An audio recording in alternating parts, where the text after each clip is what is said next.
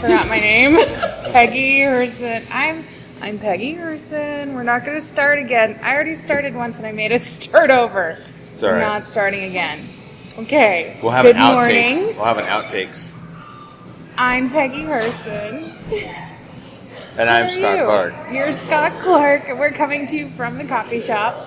It's Sunday, July 21st. We already did this intro once and had to stop because we were sitting across this epically huge table and I felt like we couldn't hear each other. So, we are coming to you from the Cherry Street coffee shop on Denny and 5th. And Scott picked this one out. Yeah, it's actually Cherry Street Coffee House. And it's I googled cool coffee shops in Belltown, Seattle, and this one popped up as really good. It had nice pictures and good reviews on Yelp, and it's got really good view of the monorail and all that good stuff.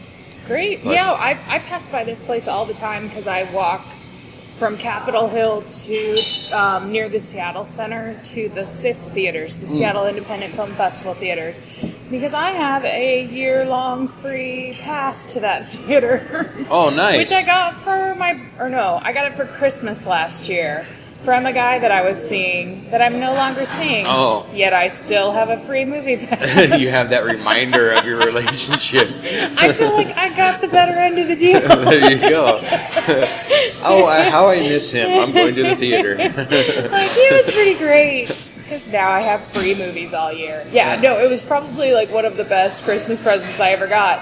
Because I've seen maybe, I'd say, I have a blog. It's myyearofreemovies.blogspot.com. If you Google My Year of Free Movies, you can find it really easy. Right. And because I blog about all the movies I see, and so I've been counting them using the blog, and I've seen like 16 or 17 free movies. Really? Yeah, so if you count it as like regular movie price is, depending on if you go matinee or not, it's like $11 or $12. Right. I've saved about $150. That's not bad. Plus, it's a nice walk too. It is a nice walk, yeah. and I love that little part of town over by the theater. It's like it's got a Pagliacci's. It's got this really great Mexican place that I go to, Blue Taco or Blue Water Taco or something like that. Really, really yummy Mexican food. And anyway, it's just like a cute part of town. So I hang out there quite a bit, actually. But I always pass by here because Zeke's is right around the corner, Zeke's Pizza. Zeke's Pizza? And every time I walk by, I go, I should go there. And then I don't ever. Still have never been. But it's always full of people. Right. And so it makes me go, oh, it's probably a really good pizza place. Yeah, I've yet to have a bad pizza, really, honestly. I mean, even a bad Ever pizza. in life? Ever. I've never. Oh, I've had some bad pizza. Bad pizza is good sometimes, though. That's true. It's good. Oh, for sure. Like, especially if you're really drunk. Yeah. Yeah. I've had pizza that tasted like nothing. And just kind of dry and or just covered in grease, where I'm eating it going, I could be having nachos right now and having the same calories and having it be awesome. Yeah. But I mean, most pizza's pretty good. Yeah. But I've definitely had pizza that I was pissed off about. I go out of the box when I order pizza too. I like the vegetarians. I like a really good vegetarian pizza. Oh yeah. Oh man. I like it as long as it doesn't have green peppers on it. Because for some reason on pizza, green peppers they take over, and it's like all I taste is green pepper. They tend to get bitter. They do, totally. So if it's like a veggie with no green peppers, and then maybe add sausage, and not shitty sausage, but Italian sausage, that would be that's perfect. But then it's no longer vegetarian once you add the sausage. Well, I'm not trying to make it vegetarian. But the point isn't to avoid meat. The point is to get a good pizza. Yeah. We found this one place over Port Townsend, and it's I believe their name is Seaside Pizza, and it has the best vegetarian pizza I've ever had. And it's just a Greek style pizza, and it's when you get a pizza and you don't even look for the meat, that's when you know it's a really good pizza. What's on it? There's the really big olives, the Greek style olives. I cannot do those olives. Oh man, those are amazing. I can't eat them. They taste like they're rich dirty underwear to me. Whoa. Like what I imagine dirty underwear would taste like. Just like sour and angry. No. They're wonderful. I love them. I mean, but they're not for everybody, though. No, I know. One of my best friends in life, his family is really into olives, and at like holiday meals, they have like an olive assortment, kind of like, you go to Whole Foods and do the olive bar. Right. They have like 10 varieties and they're all like the really hardcore Italian olives, and they just like love them. And I can't do it. So green peppers and olives are out. It's almost like... No, I like green peppers in some things, just not pizza. But on pizza, yeah. But no, it's those really, really intense olives. Right. It's almost like, how some people just can't do spicy food? Right. It's almost like that, but it's not spicy. It's like I can't... It's so, like, sour, I think. Is it sour? I don't know what it is. It's the oliviness that, like, I take a bite and I, like, have to spit it out. It's almost like too savory. It's intense. like really salty and that... Really salty. Yeah. There's some they can be overpowering. Yeah, That's why I've had good ones. Yeah. And sometimes when they're pickled, they're really good because that kind of chills out the flavor. Yeah. So, but like just straight calamatas, I totally can't eat those. Like stuffed olives are good. Like they get like an almond slice or a garlic slice. Yeah, they're good. I do love garlic. So you made I got to see you yesterday. It was kind of nice. Yeah, totally. We're having that car wash we did was for the listeners, Scott's Mustang Club did a car wash yesterday in Renton, and my car was covered in crap from driving over the pass. You know what? And so I brought it in to get it washed. You were so modest and so don't worry about it. You were by far not the worst car there. Oh, good. We had one lady who drove all the way from Wisconsin. Oh, jeez. And found every bug on the freeway. Ugh. It was, It actually was worse the day right after I got back from the Tri-Cities. I walked out into the front of my car and the bumper looked like someone had just smashed bugs, like handfuls of bugs on it. I was like, gross. Just applied bugs. But now I've been driving it around for a week, so I think some of them dried up and fell off. And it rained, I think, once. Oh, yeah. Yeah, so it rained like really crazy bad in the middle of the night. Yeah. Because I woke up. Yeah, and everything was all happening? wet. And it was pouring rain. Yeah. It was pretty cool. Yeah, we raised $400 yesterday. Oh, nice. Yeah, and part of that goes towards the, I'll make a plug here, it goes towards Juvenile Diabetes Research Foundation. The JDRF. Cool. Which was misspelled on the sign. Sad. It was JRDF. JRDF. Yeah. So the Juvenile Research Diabetes. Yeah, something like Junior Diabetes Research, something like that. Nice. So yeah, it was a really nice charity. It was a good turnout. The biggest donation we had was $40. That nice. was a good. I mean, for washing a car, $40. That's really good. That is really good. And we it was nice. Good. It was cool. Right on. Yeah, I took a break from work because I was already down on that side of town anyway, so I just drove over and got my car washed.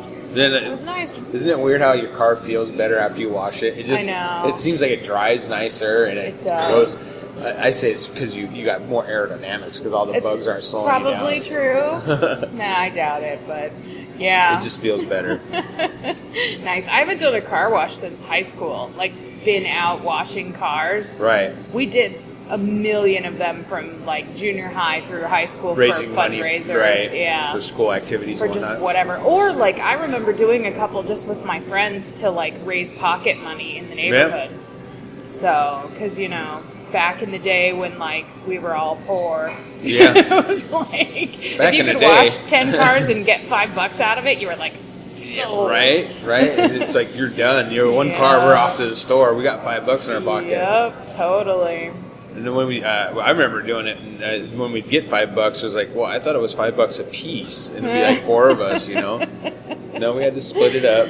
Yeah. Oh, the good times of being young and poor. Now, like my nieces and nephews, which I don't know, I think they just have it different. They aren't as poor as we were when we were young. Because they like almost don't even realize how much money like their parents spend on them. And it's just interesting to me because I see them doing stuff and I'm just like, well, we never would have done that when we were kids. Because plus we had, I had 9 brothers and sisters. Yeah, that tends to limit things when it comes to a budget. Yeah. We did, though, when I was really young, have season passes to Hershey Park because we lived in Harrisburg, Pennsylvania, which is near Hershey, Pennsylvania, and they have a theme park, which I just found out is on the list of the worst amusement parks in the United States, which I think is really funny. But we, I don't know why, or no. I thought my friend was saying that. I have a friend who's in Virginia right now. And she was in Pennsylvania this weekend, and she's like, what is there to do in Hershey, Pennsylvania, besides going to Hershey Park? And I thought she said the worst, which is on the list, but she said it's the worst chocolate that you can get in the United States. Because I read it the first time, and I was like, is it the worst amusement park? And then I was like, oh, no, she said worst chocolate. Right. Anyway, which is true. Hershey's is horrible. It's good in a pinch. It's like the Diet Coke of chocolate. Yeah. It does the job, but it's not like high quality. I would say I would even go further and call it Tab. Would you? Yeah, Tab. Oh, because see, I think of it as what do you call it? It's generic. The generic. That's exactly what I'm thinking. It's like generic chocolate, which to me is fine. Which is like Diet Coke. It's not a delicious drink, but it's Diet Coke. It's to me, it's totally generic. Right. Tab, I think, is a little bit gaggy, but I don't know. I haven't had a Tab in 20 years, so. I don't even think they really make Tab anymore. I don't think they do either. But, but it's not great chocolate. But actually, I remember Hershey Park being a lot of fun. But we had season passes as a family. I'm sure we must have gotten them through some sort of charitable organization. Because for 12 people, that's a really...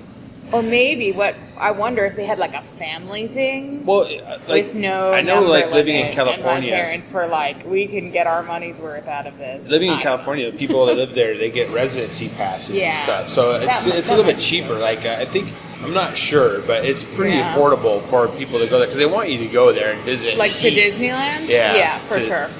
They want you to eat. Yeah, that's the big thing because they really don't make a lot of money once you make going through the door. They want you to They want you to, because if you have to spend $100 per person, that really breaks in your budget, and you're not going to eat, and then you're not going to buy gifts. And so, the Hershey. I remember they had Hershey Park and Hershey World, and the Hershey Park was all the amusement park rides. And then the Hershey World was the chocolate museum, and they had a kitchen made out of chocolate that was life size with a person carved out of chocolate and a big oven, and it was really cool for I was probably 6 and I was just oh my gosh, that's amazing. Yeah, it would be amazing to a 6-year-old. Eat it all. I'm imagining something out of Willy Wonka's. Totally. Yeah, that's what I'm imagining. It probably would be. Actually, to tell you the truth, as an adult, I would be fascinated. Yeah. I would be. I would like that. There's a movie called Butter. Have you seen it? Has Jennifer Garner in it. It's an okay movie. I think on Netflix right now it has 1.5 stars or 2 stars or something like that, but I think it's better than that. Yeah. I think it was a nice afternoon movie where you're that was kind of funny. Yeah. Kind of sweet, weird, but Kristen Schaal is in it, Jennifer Garner. I want to say Jason Bateman was in it as well. But it's about the husband from Modern Family, who's the family in Modern Family with the 3 kids. I forget the guy's name, but the parents are the straight couple. That's the blonde woman and the man with the black hair. Okay, it's the guy with the black hair. That guy. I can't remember his name. No, I don't think I've ever seen an episode of that. He plays the longest running butter sculpture champion of Iowa or whatever. And so the whole story is about this little maybe 10-year-old girl in foster care who is obsessed with him and wants to. She's I can totally become a butter sculpture person, and so she starts learning how to do these butter sculptures. And it's all about this, and then there's this whole thing with the husband and the wife because the husband wants to retire and the wife is this is our whole existence. Like, we are celebrities because you are the longest running champion. Like, you cannot retire. And he wants to hand over the reign. He's like, well, it's just a fun thing that we do. And so then she enters the butter sculpting thing, and so then it ends up being like him, her, and the little girl all sculpting. It's really interesting. Are they competing against each other? Okay, it was fun to watch too. Just they're doing like these weird butter sculptures, and there's a little intrigue. It's just kind of funny and cute. Like, it's nothing super memorable, but I enjoyed it. So anyway, that movie made me think of the Hershey chocolate thing. Segue. Speaking of segues, we actually saw a couple good movies this week. Oh, yeah? We went and saw Pacific Rim. Oh, did you like it? Yeah, I did. I've heard all good things about it. I liked it. It was not what I really expected. Oh, yeah? How so? Well, because I thought it was supposed to be more of an Earthbound. I don't want to try to spoil it here because I don't think anybody saw it, but I thought it was going to be more like the creatures came from inside the planet or something like that. That's what I thought it was too. Well, it's not. Okay. It's different. Because there's aliens, right? And then there's monsters that we built to fight the aliens. Right, the big robots. This is what I ascertained from the trailer.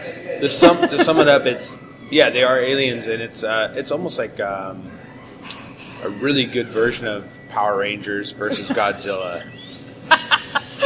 That sounds like something I would watch, actually. But it's really good. The effects. Well, how we went and saw it, we went to a drive-in theater over in Bremerton. Oh, fun. And which I like drive-ins. I've always liked drive-ins. I grew up going to drive-ins. And the one in Auburn... I think it's totally weird that there are still drive-ins here, by the way. There are no drive-ins anywhere else. There's like 2 here, right? I think there's several. Yeah, but there are not drive-ins anywhere. Like, all of the drive-ins all over the world have closed, except for in Washington. The Seattle area. Yeah, it's really weird. I mean, it's cool. I've actually only been to the drive-in once. I hate being outside. I do. I hate it. I would much rather be indoors, especially at night. Nah, I'm good. I need climate control and protection from bugs. There is that. There is the elements you have to look out for, and then the unexpected rainstorm, and stuff like that. But that to me for me, it just adds to the excitement. But we found this a drive-in theater. There was one in Auburn. They tore it down this last year, and this one is in Bremerton, and it's a 3-screen. It's almost like you're indoors. It's because that's the one thing about Auburn or the drive-ins before is that it would never get dark enough for the movie. And Pacific Rim is a dark movie. It's really dark. A lot of night scenes, a lot of rain, totally, a lot of water. This was amazing. It was projected really clear, nice. and they broadcast over FM radio, so you get the stereo surround and.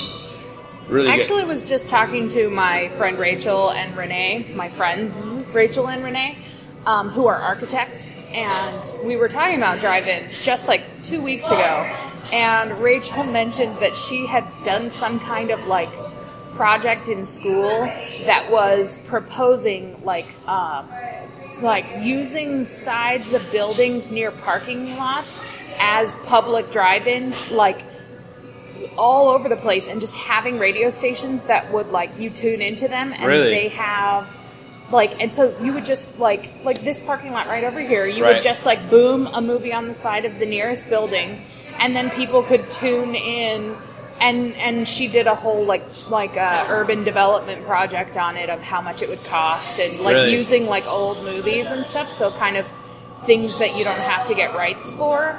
And basically just using them as like public art spaces. Which I thought was really cool. And even like for like local filmmakers, like you could get your movie shown like in parking lots and stuff. I thought it was an awesome idea. They actually do something like that down in Fremont. Yeah, down by what's the name of the chocolate company that, speaking of chocolate, there's starts with a T? No. It's the only local one I know. It's a PH Theo, yeah, with a T. Yeah, that's right. That's the one I was thinking of. Theo, but it's Theo, yeah, totally. That's the one I was thinking of too. Yeah, Theo Chocolate, and it's down by there, and they just opened up the again.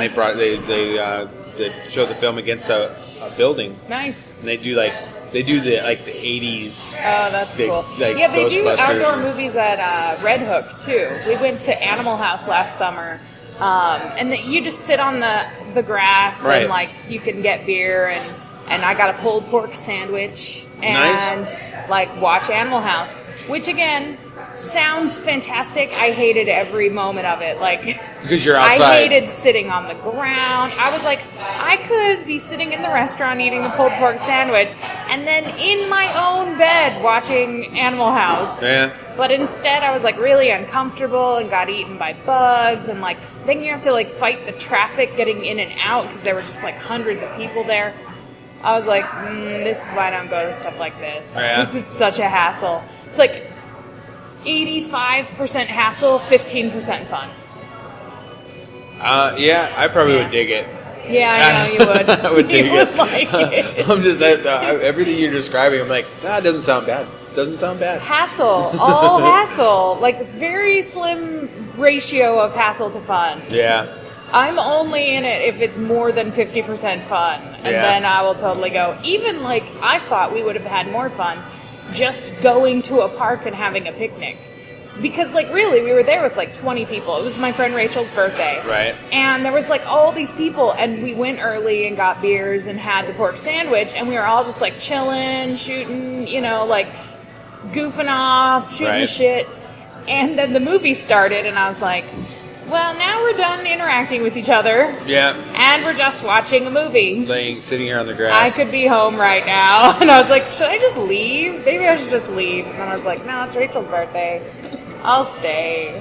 And then we watched Animal House, which I feel is one of the most overrated movies of all time. Really? It does not hold up. Like it's one of those kind of movies where I can watch maybe once every 5 years. Yeah, there's like 3 parts that are legitimately funny, and the rest is like bad jokes and not that good. And like it's like so revered that I have never found it to be truly funny. It's a cult classic, and it's mainly because of John Belushi. It's not even a cult classic though. It was like a huge blockbuster hit that changed movie making. Really? Yeah, because before then there weren't movies made for the like young kind of frat boy crowd, and after that that's like half of movies are made like that are like shot for like the teenage audience. Right. And like when I was in film school that was one of the things that they talked about was like Animal House was really the movie that like changed like the audience that you thought you could get out of a comedy. Yeah.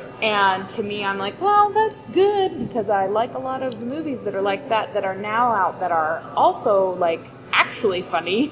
But I also don't like, now I always get their names. It's James, right? The one who died, James Belushi, or is it John Belushi? John Belushi. Jim is the other Jim guy. Belushi is That's the right. younger brother. I need to just call the James Jim because I always get their names mixed up. I don't like John Belushi. I don't think he's funny. I don't really even think he's funny on Saturday Night Live. He was. He's the one that makes me groan when he's on like the old SNL. Like every once in a while, like the Samurai Taylor bit was pretty funny. But every other thing he did, I was just like, ugh, he seemed like such a douche. Like I just don't find him to be really funny. Right. His thing was he could actually play. He was just a performer on stage. Like he did the Blues Brothers thing. And I hate the Blues Brothers too. I just don't think he's funny. Like I don't find it funny at all. Dan Aykroyd is pretty funny in the Blues Brothers. And when I watch that movie, which that movie to me is like, I can't make it all the way through. I fall asleep because it's so boring. Blues Brothers, but there's so much that is like you could totally skip the scene and it just has no like, I don't know. People love it and that's fine. But I think like Dan Aykroyd does stuff that I'm like, he is really funny. I've always liked Dan Aykroyd. And then John Belushi does stuff and I'm like, I just honestly don't I don't get it. You're like an unfunny Chris Farley to me. Okay, because Chris Farley is like legitimately like every movement of his body is funny to me. Right. And John Belushi, it's almost like he's like winking at the camera the whole time. He's like, I'm trying to be funny. Right. Don't you like me? Got the eyebrow. And I'm like, no, I don't. You are totally like I don't know. I find him to be unfunny. Yeah. And people are gonna hate me for this. I will get legitimate hate emails from my friends that are like, you are blaspheming against John Belushi and Animal House. I'm okay with it. Maybe even Kalamata Olives. Yeah. Which is totally okay. Yeah. But, actually, not to totally jump subjects, even though I already did because we were talking about Pacific Rim. But my friend, one of my friends, and I won't say his name because I don't know if he would want me sharing this, but he told me he had listened to one of our early podcasts and that, like, it helped him kind of feel better about death.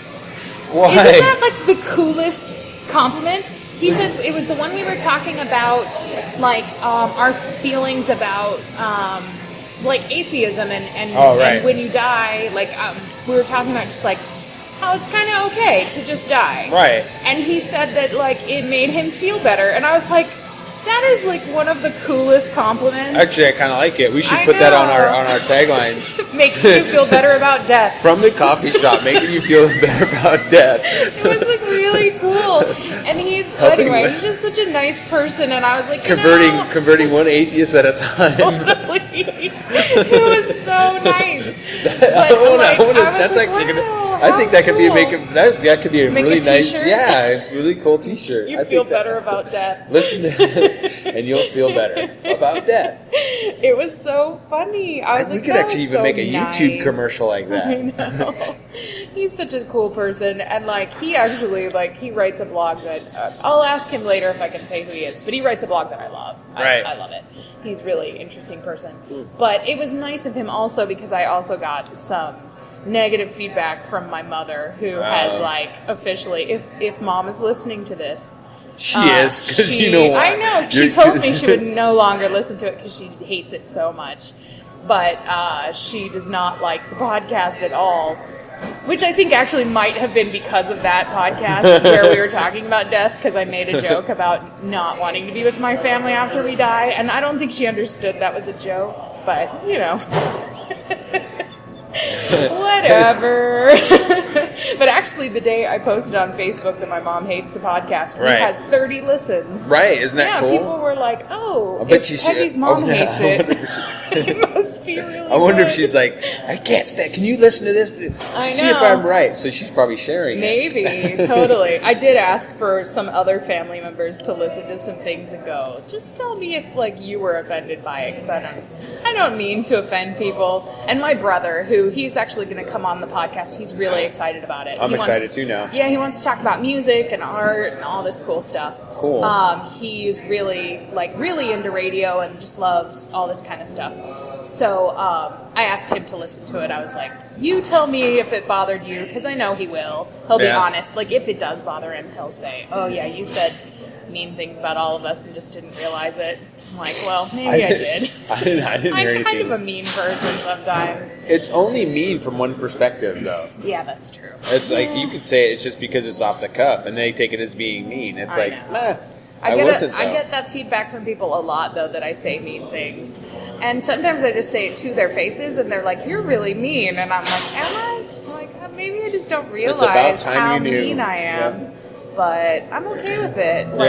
I feel like it's one of those things that's like, well, I have good relationships with people in life, so maybe I won't stress myself out about it too much. I find their friends are the ones that are the most honest with you too. Totally. You know, so it's like we were having this discussion the other day that I'm actually myself around my friends more than I'm with in my family life, and they let me know. They will let me know if I'm out of bounds, and it's like, I dig it. I really like it. And that's what's nice, too, about having, I have a couple of friends who I've been friends with for a long, long time who will totally be like, oh, no, you're a total asshole about that. And I'm like, oh, really?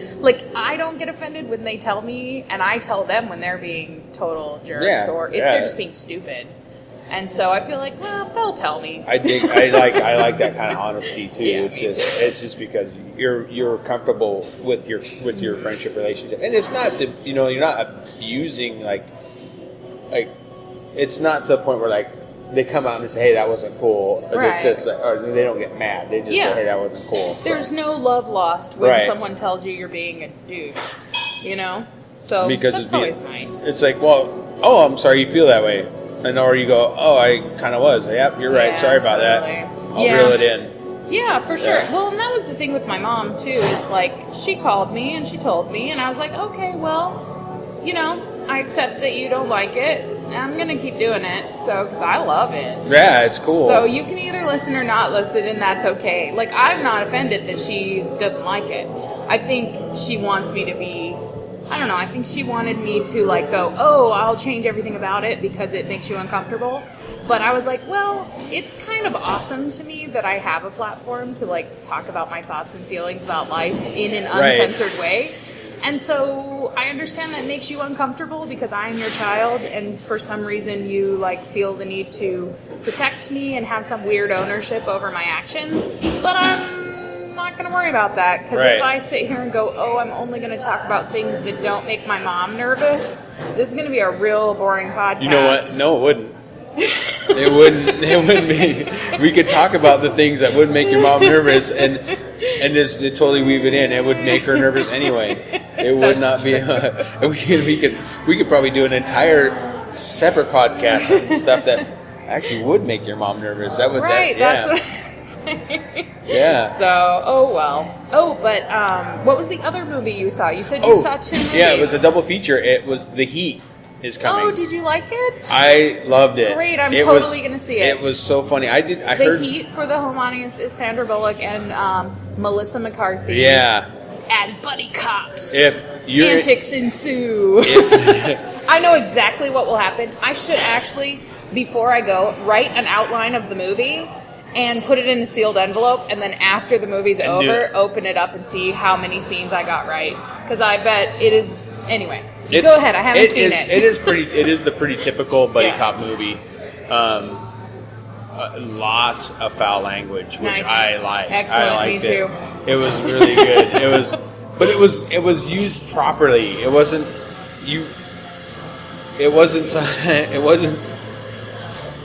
What? How do I say when gratuitous? It wasn't gratuitous. It was actually in context. If you took the foul language out, the characters wouldn't work.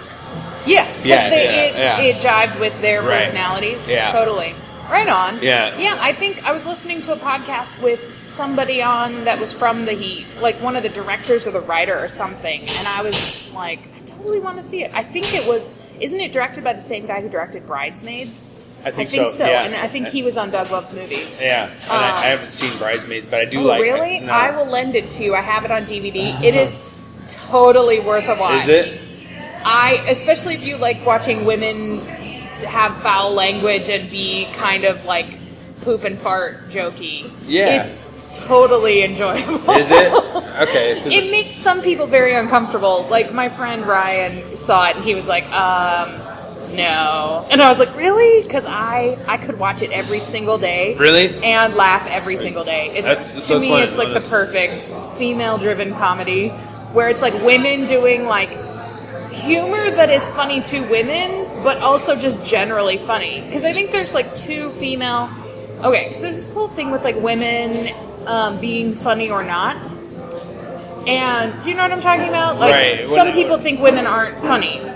Here's how I conceptualize this. I think funny women are funny. Exactly. Well, some women are definitely not funny. No, that's why they're not funny. But there are funny women. Kanita just said she's not funny. Oh, I mean, Kanita's not here. I think Kanita's hilarious. But, so, like, there's women who, in order to overcome the perception that women aren't funny, who go straight into, I'm going to do male comedy funnier than men. So then you get people like, in my opinion, Janine Garofalo, who's like, well, I'm this super butch persona, and so I'm sort of just like a man with tits. Okay. And I go, well, yeah, and I love her. I think she's hysterical, but that's like her thing. Right. Then there's also women who go into, I guess there's three categories. Women who go into the Lucille Ball, Patricia Heaton category, where they're like, we are sort of making fun of women, and men find that funny. Right. So I'm the naggy wife, and I'm a woman, blah. You know, like, they're, in my opinion, they are making fun of women. Right. And I don't like that. Like, I think Lucille Ball, like, I don't like the Lucy show. I think she's, like, making women seem stupid, and that's not funny to me. Right. Making women seem annoying, and that's not funny to me. I don't Right. That's not my favorite category. But, like, Carol Burnett is kind of in that category, and I think she's hysterical. But, hers is more like sketch comedy, though. Yeah, it's better. And I think, actually, if you really look at her comedy, she does a little bit of that stereotype play, but in a smarter way, which I think makes women look less stupid. Right. But for some reason, Lucille Ball, to me, just, like... It doesn't... Because does nothing for the feminist Carol movement. Burnett, it's not the same character every time. That's why it is. It's so you know... But Lucille Ball is the same running character. Yeah, which I'm sure, there are people who would argue with me that she did, the most for women in comedy of any female comedian. But for me personally, I just don't like that much. I think had she come out in a different time, it might have been different. Right. Because it was the time then. Yeah. It was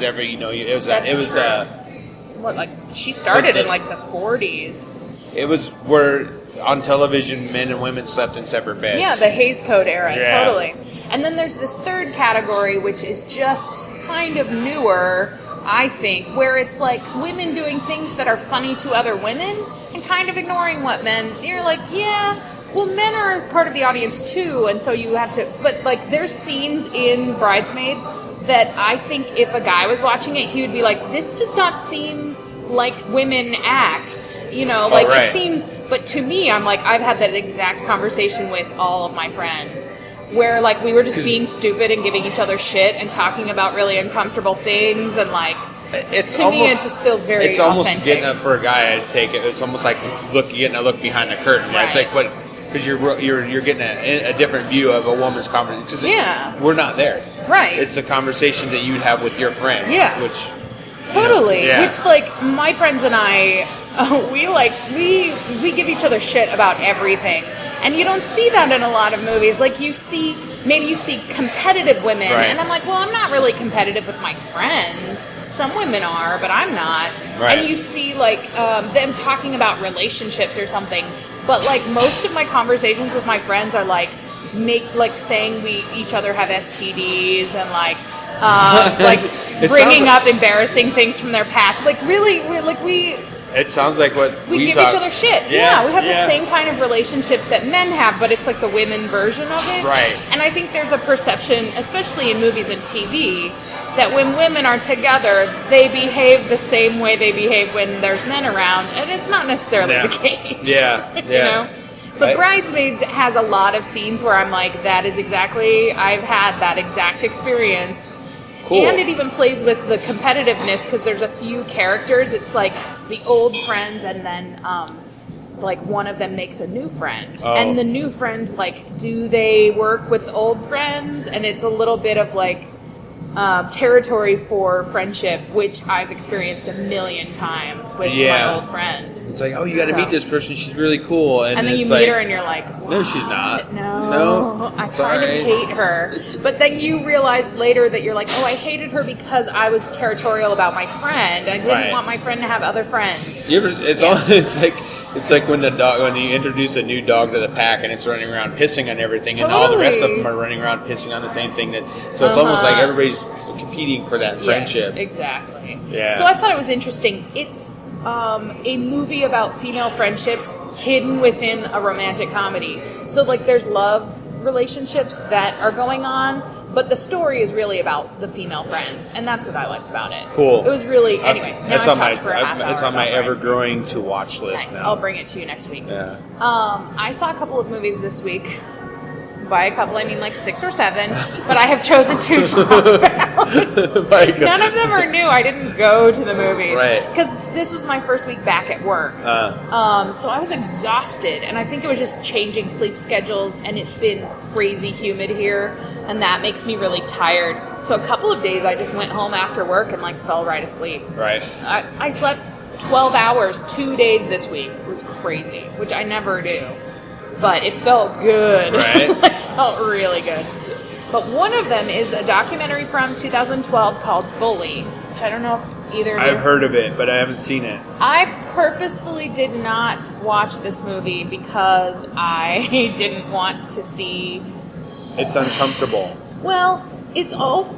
it's uncomfortable because the movie is about kids being bullied. Right. And it was done almost as a little public service thing, intended to show to schools. And there was a lot of controversy because there's a lot of foul language in it, because they show like hidden camera footage of kids being bullied. And so the other kids are like, you know, calling them names and saying they're going to kill them and all this kind of stuff. And so I think it got an R rating at first. And then they cut some of the language out of it so that it could be shown to younger audiences because they wanted the message out. And I didn't watch it because A, I was like, you know, I don't really, like, it makes me feel really sad to watch people be picked on. And also B, because I think that, like, we have a weird, and I knew there was a story in it where a kid is bullied and then the kid commits suicide. Right, by the end of the movie. And to me, I'm uncomfortable with the idea that you can cause another person to commit suicide. Right. I don't know if that's true or not. And I'm like, it's something that like I've thought about a lot. And I've had people like that I've known who have committed suicide. Right. And I just don't personally know for sure whether I believe you can physically cause another person to commit suicide. I know there are circumstances where it's like, well, this kid was super bullied. Right. It seems reasonable that the bullying had an effect on his suicide. Right. But to me, as a mental health worker, I go, well, what was going on at home? Was there abuse? Did he have a mental illness that was untreated? Like, what else was going on? To me, it's way too simplistic to go A equals B. Like, bullying equals suicide. Because really, like, suicide is so complicated. Isn't it also at that age, too, where the bullying does happen? Yeah. Your mind is going through a development as well, so you become a little unstable anyway. Right. And like most teenagers, they get that withdrawn and angst, and so it's probably the bullying isn't the deciding factor, but it is one of those things. It might be, I don't know, but it makes me really uncomfortable to have a whole movie that's like, if you bully kids, they will commit suicide. Right. And I go, oh, but there's a lot of stuff you can do. Right. It doesn't to help a kid who's being bullied cope with bullying. Right. Without even, I mean, not like, it's the best solution, of course, would be to remove the bullying, but you can do some things that will help a kid have self-esteem even if he's being bullied. Right. And then bullying, like, I was bullied at a certain point in my life, and I remember, like, strategizing and figuring out, and I mean, it probably isn't a super big surprise, I joked my way out of it. I went to my bully and made jokes and made myself the clown. And she was a terrifying girl in like the 6th grade who I think ended up like pregnant at 16. She was a mess. And that's the other thing, is bullying is a cycle. Right. Like, the bullies are not the monsters. They're the victims in some way because they're lashing kids don't just wake up and start like fighting random people. Right. Something is going on with that kid. Yeah, they are having issues as well somewhere in their life, and that is because later on I looked back and went like, oh, she was from a really messed up family and had a lot of problems and probably needed more help than I did, you know. Yeah. But I learned how to like joke my way out of it, and she at one point was like, I like you, you're really funny, and I was like, oh my gosh, 2 weeks ago, she was, like, ready to kick my ass at school, and now she thinks I'm funny. And I was like, I just got myself out of that. Because you made her feel better about herself, probably. Maybe, or I just used whatever skill I had. And, I mean, honestly, I was a strong kid, and my brother even told me, he's like, I bet if you just punched her in the face, she would go down. And I was like, I don't want to punch anyone in the face. Right? Like, I was so scared of her, but, I learned those You probably provided something in her life that she wasn't getting anyway, like a release of, the endorphins from laughter, it's just... For sure. So you just now made a friend instead of an enemy. And there's just a lot of things that, like, so anyway, those were my fears going into the movie.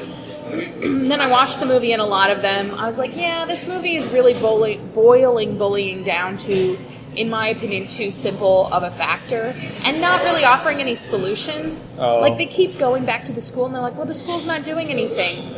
And I'm like, well, what is it you think the school should be doing? And they never answered that question of, like, well, what is the solution then? And I have a lot of solutions because I'm a social worker, and I go, well, your kid, the parents are talking about, like, well, my kid has no friends. And I'm like, well, I think your kid does have a friend, and it's called you. And you could be a friend to your kid, right. or take your kid, go to another family and say, my kid is having a hard time.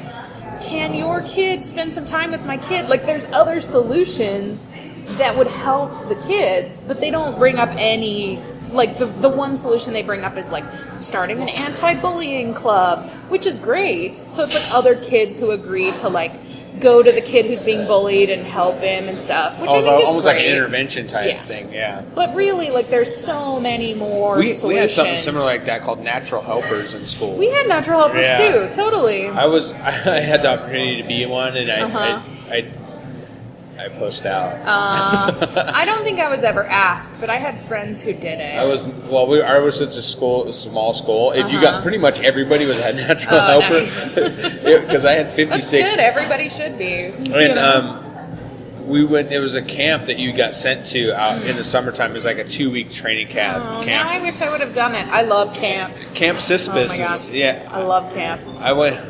I only went to one other camp other than that, and it was actually terrifying. That's why. Sorry. It was okay. I was a weird kid. It was a Bible camp. Oh, yeah, I can see why that would be. Yeah, it was terrifying. We had church camp, but I went to. Okay, so my older brothers and sisters went to this thing called Impact, which is like a self-help kind of thing. And I always wanted to do it, but I was just this, like, dorky 5th grader or 6th grader. So my mom was like, I kept saying, like, I want to do it too. And so she sent me to these camps. They're, like, self-esteem workshops. And it was full of all these, like, troubled kids. And I was, like, the most untroubled person there. And I loved it. And this is why I should have known from a very early age that I would be a social worker. Because, like, when I think about it, I, like, asked my mom to send me to self-esteem camps for fun. Like, that's a weird 5th grader, But I loved it. And, like, they were these, like, assertiveness training and how to connect with other people and, like, all these, like, it's like sending your kid to therapy for a week. And every summer I wanted to go. It was so fun. Really? Yeah, I loved it. So was it like an actual camp, or is it? No, it was like in a warehouse room. Like, it was like a seminar for kids where you'd wear a name tag and go in with all these other, like, preteens, and they'd do, like, activities with you that taught you, like, team building, and you'd usually do a ropes course. Okay. I loved it. I went to Utah for 1. I went to Eugene for 2. Like, 2 summers in Eugene. I loved it. I thought it was a blast. And so it's stuff like that that's like, well, I didn't have a self-esteem problem, but going to a self-esteem camp didn't hurt me, No, like, all it did was just help. Like, I always left feeling great and having a bunch of friends. And so even stuff like that where I'm like, well, you have a kid who's getting bullied, like, there's classes you can send them to where all they do is, like, help you make friends with other people. There's like so many things you can do other than point at the school and go, why aren't you stopping bullying? It's like, well, maybe they are or they aren't, which is something that needs to be looked at, but that's not the only solution, There's a million solutions. I thought I had a bully one time. Really? I think I talked about it earlier. I don't know if I remember. I was in the 3rd grade, and I was going to a school in Lake City in Seattle, and we would line up alphabetically and rotate from the front to the back. So we line up, and my last name's letter C, so I'd be like 3rd in line, and right behind me was this girl. I don't remember her name, but I think her. I can see where this is going. And I had long blonde hair, and she'd pull my hair and then whisper in my ear, and she was a black girl, but she would whisper in my ear, "I'm gonna kick your ass," Like she would be like It turns out, and then she would ambush me like on the walk home. She would like hide. She liked you, didn't she? Yes, that's what I found. That's 3rd grade behavior I have a crush on you. Yeah. Yep. But it was, I was so relieved when I got to the back of the line because there was a one day she wasn't behind me and just not pulling my hair. Poor Scott. But then once she got behind me, I had to wait for the entire alphabet to get back to the front of the line again. It was horrible. That's adorable. But now I look back on it, it was actually pretty. Isn't it funny though, the things that like your perspective changes on them as you get older? I think I was a little bit of that kind of a bully. Like my friend Rachel, who now I brought up a billion times, we've been friends since the 5th grade, and we were friends because we sat next to each other in PE class, and I used to punch her all the time. Like, I used to just, like, poke on her and, like, elbow her and hit her and, like, pick her up, because I was, like, a total, like, like, in my family, like, all we did was wrestle, and, like, I was so scary to her, and she was just like, nah. But I was like, that's how I made you my friend. I was like, you're my friend, I'm gonna hit you because you're my friend. And we've been friends for 20 years now. Like, I watched her give birth to her baby 3 months ago, and I was like, I used to hit you in PE class. And we had so much fun together, and it's funny to me because she'll say that every once in a while, like, you used to punch me all the time, and I'm like, I did it out of love. Yeah. Because I like you. I know. I learned when I got older, maybe if you want to have a friend, don't hit them. Right. But that took some higher functioning for my brain to figure out, because I was a rough kid. A similar friend like that in high school, and I would pick on him. I didn't mean to. I thought he was my buddy, and he never told me. Like, you know. Yeah. Matter of fact, I remember he couldn't swim, and we were at this creek, and I was in the water, and there's a swimming hole, natural swimming hole, and I was swimming and I was, you can't swim. So he hit me in the head with a rock. Nice. You deserved it. I did. I was like, it bounced right off my skull. I couldn't believe I could have drowned. But I swam over to him. He goes, you're kind of being a dick. I said, okay. Oh, good for him. Oh, I had friends in high school that I really, like, think of as my friends, who, like, one kid I called roids. Like hemorrhoids, only I just shortened it to roids, and I called him that for like 3 years. But I think of him as a friend. Like, there are some people, and actually I think my friend Autumn hit him with a Slurpee one day. Or no, not a Slurpee, a Frosty. Frosty. Like, threw a Frosty at him at school.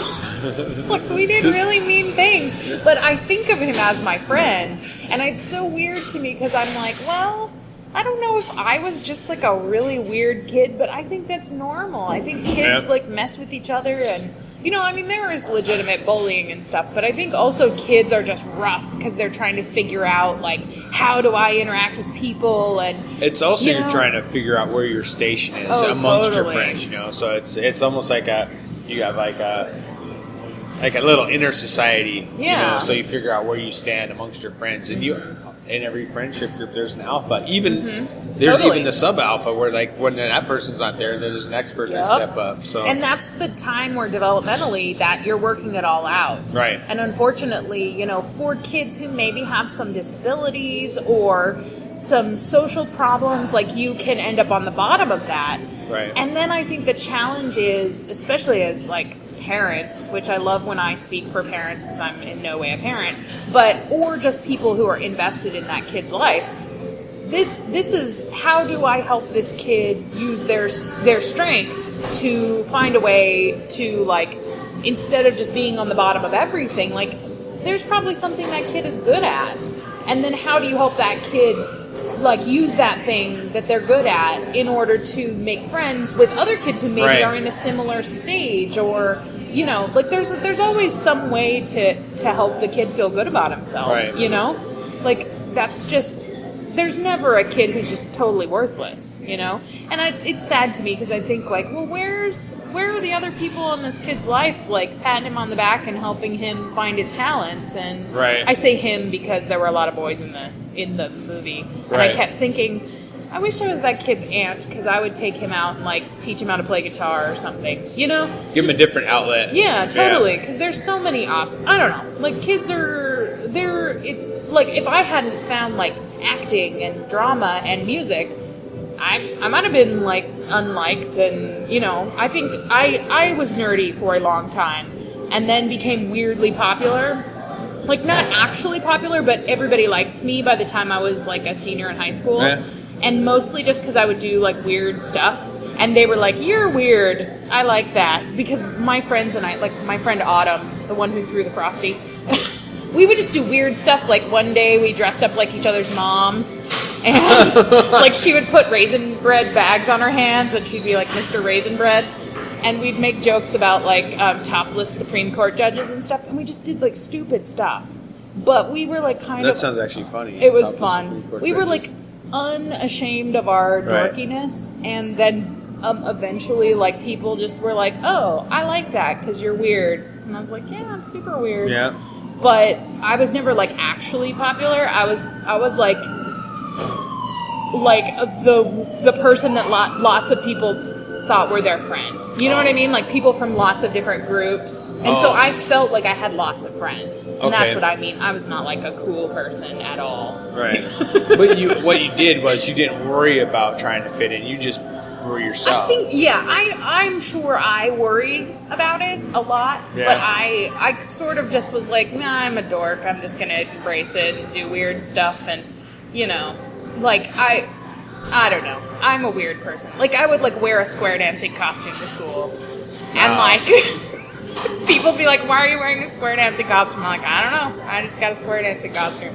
Like, I was a weird kid. I could never pull off anything campy like that. I was like, totally. I tried to fit in, but the more I tried to fit in, the more out of place I felt. Like, yeah. when I go into high school, it's the stonewashed jeans and acid wash jeans and all that. I wore that stuff for like a minute, and then I'm like, I can't pull it off. I'm going back to the regular 501s because I didn't feel good in them. Yeah. And then boys are harder because boys, like, if you stand out too much, it's not necessarily a great thing for boys. Don't you think in high school? At least it used to be. Now I think there's more of like nerdy is cool, and so when I was in school, I felt like boys all just tried to disappear into the background. It was really hard to disappear in my school because it was so small. And it was like it was almost impossible. So I basically didn't try to fit in, but I just drew a lot. I was just getting into my art, and then people would like sit around and watch me draw. So that was kind of like I had like a little audience. You found something you were good at, and it helped you make friends. I'm just saying. It works. In the 8th grade, I drew a mural on a desk, on a desktop, and it was all in number 2 pencil. Oh, weird. And it lasted for 6 years. That's cool. Yeah, people respected it so much. They didn't even, the janitors didn't even wash it down. Yeah, that's cool. Yeah, it was a big dragon. It was very metal. Oh yeah, I'm sure. Right on. Yeah. So the other documentary I watched, first I watched Bully. Okay. And then I watched, because you know how Netflix gives you like you liked or didn't like this movie, here's other ones like it. Right.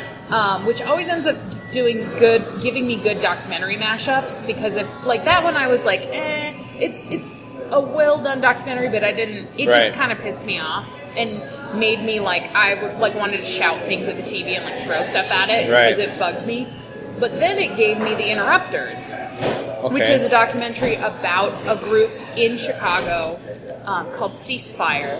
And they're really well known in social work in Chicago. I actually think they've changed names or something, or maybe they just moved to a different part of town than they used to be, or something changed about them. Because when I was there, they used to be at a certain location and then they moved.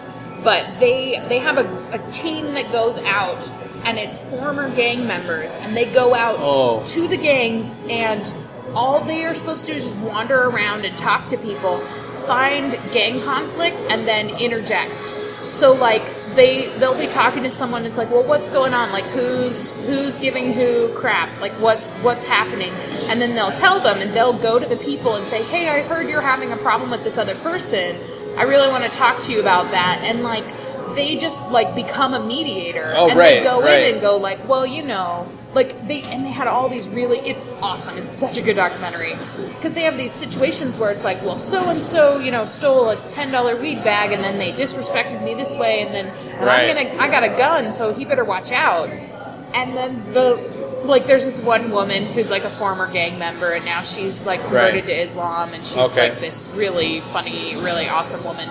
And she's like, well, I understand that, but now you know that the cops know that this person disrespected you, so if he goes down, you are the first person they're coming to, and then you're going to be in jail.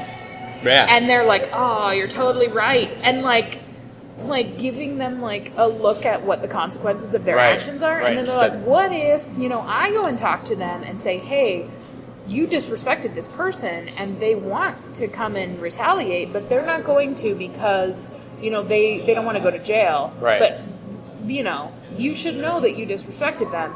And they're like, yeah, but you got to tell them that, the reason I'm not retaliating is not because I'm weak, but because I'm smart. And the person's like, yeah, I'll totally tell them that.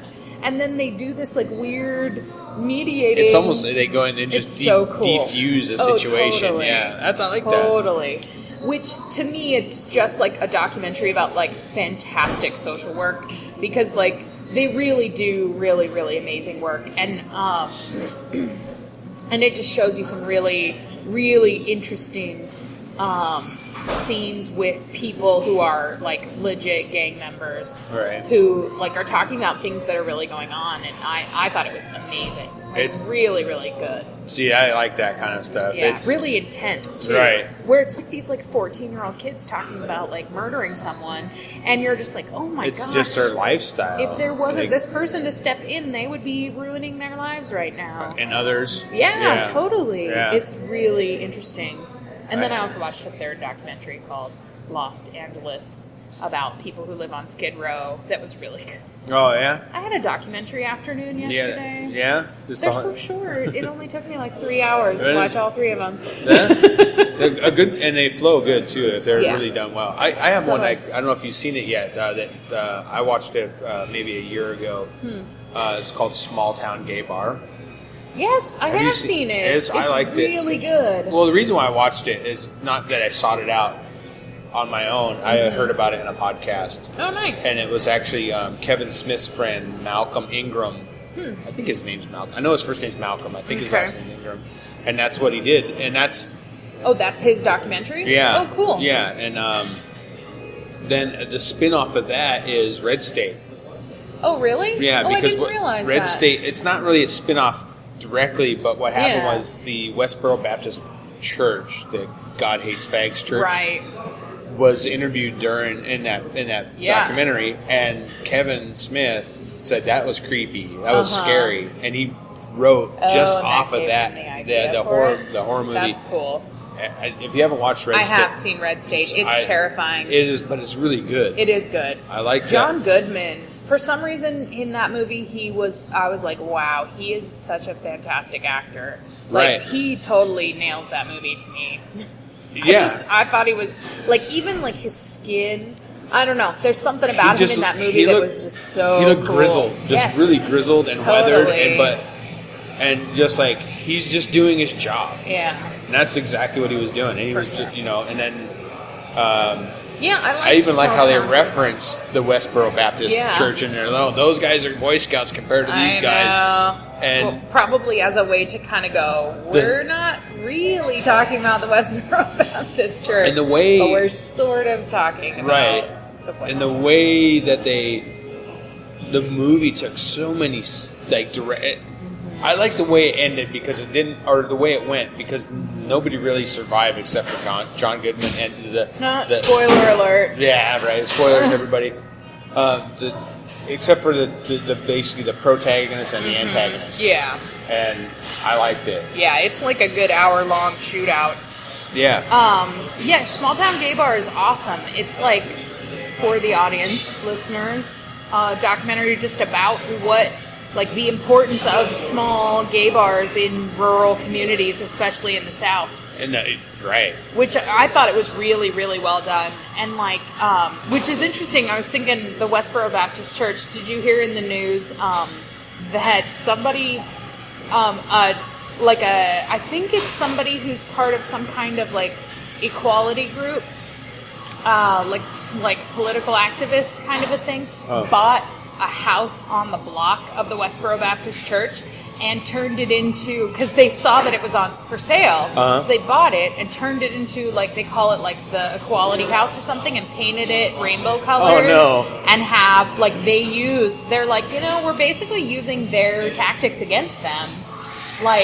They have free speech, so they can do whatever they want. So do we. We bought this property, and they have all these signs up that are human rights and same-sex marriage rights, and they use that house as what do you call it? Like a billboard almost for equality and acceptance. And I was like, that is so awesome to me, because I just enjoy that now they can, group would walk to church each day and see across the street. Well, now they can cut down on their travel expenses. They don't have to travel so far to protest anybody. So there are some really sad writings and documentaries about that group. That there's one documentary I saw where they interview two of his kids, because basically the church is just his family. Right. He has like 12 kids and their spouses, and the two kids who left the church basically just tell a story of abuse. And to me, it made me very, very sad, because I was like, well, it's nice to vilify them, but really it's kind of like a microcosm of an abusive family. Right. You know, where you have like a figure in your family who's like really harsh, and you know, if you're the kids of that person, your choice is either to like do things that will gain the approval of your abuser or leave. And most of the time, you know, it's leaving your family is a really drastic thing. Right. And it just made me sad, because they have all these like grandkids now who've been raised with this like they're sad indoctrinated. Thing. Yeah. And I was like, wow. I listened to want to go rescue podcast them. where they were doing a screening of Red State, and actually the two members that left the church were there. Oh, cool. One of them wrote a book, right? The guy. Yeah, he speaks at atheist conventions all the time. It was pretty neat. They had the whole church was there for the screening, but they left. Oh, wow. They left Crazy. like about 5 minutes in, and then sure. Kevin's like he tweets with one of the I think she's called Megan. He calls her the hot one. Okay. And he basically says, is she one of the kids who's still in the church, or she's the one left who left now? I think okay. she's the actual third member to actually leave. Oh, okay. So, but he's like, if you leave, my wife says we can have a threesome and stuff like that. And you know, it's like very, very respectful. Yeah, I know. But it was but he would talk about it during his podcast too. So. Totally. But it was kind of neat. That is funny. They were surprised, the two that came up on stage, and then they talked about it and they loved the movie. Good. Yeah. Yeah, it was a really interesting movie. It's one of those things where it's like religion is tough, because like there are people who are in religions who are doing really positive things right. who the religion seems weird, and so people kind of like reject them. Right. But then the religion is like rejected, and I think then things go on in secret, and you never really know what's really going on, and so it's just a weird, you know, I don't know. To me, it's like I'm never really sure what people are doing in private, and it makes me uncomfortable that they have to do things privately, because that was the whole deal in that movie, is like they're in these tiny little closed door sessions, and so they start doing really messed up things. Right. Because nobody's paying attention to what they're doing. And right. It's like, now you've kidnapped someone, and now you've, you know, like all these weird things. And you're going to sacrifice them. Oof, yeah. You know, and we have a culture of, like, people will trip over each other to respect each other's religious beliefs, which I find interesting, because they don't necessarily trip over each other to respect people who choose not to be religious. Right. Because all the time I'm like, well, you want me to respect what you think, but you don't seem like you're respecting what I think very much. So, I don't know. But anyway, that's my personal beef. But, you know, like, we'll trip over each other, go, oh, well, you know, I have nothing against you and your religion. And I just, you know, I think judging people is sometimes a good thing. You know, we all need a little bit of judgment. We need feedback, you know? Right. It's also judging. I don't look at it as judging. I think it's more of like a way of protecting myself. Yeah. You know, it's like a. I don't want to be like that, so I try not to be critical of what they're doing. I just don't want to do it. Yeah. You know? That's good. Yeah. I'm a little critical. Yeah. When people do stuff that I think isn't right, I'm plenty critical. But oh yeah, for sure. Oop, we're way over time. Not too far. Oh well. So we're about out of time. Yeah. We've just been prattling on. Yeah. Next time, we're going to maybe have a little more structure to the show. This is my goal. It keeps being my goal, and I keep not doing anything to make it happen. So I don't know if we'll actually ever do that, or if we'll just I think it will find its way. You know, water. Water finds its own level. It's true. Every week we talk about certain things, though, so I'm just going to start building them into our format. Because every week we talk about movies. I mean, let's get real. I think we need another guest. We do. Yeah. Oh, I've got a couple that we're going to... We just have to schedule it. That's me, too. I just have to lock them down and schedule. They've already said yes. Right on. So we will have some guests coming up and more of us. Yay! So... I'm Peggy Hurson. And I'm Scott Clark. And this has been From the Coffee Shop. Huzzah! Huzzah!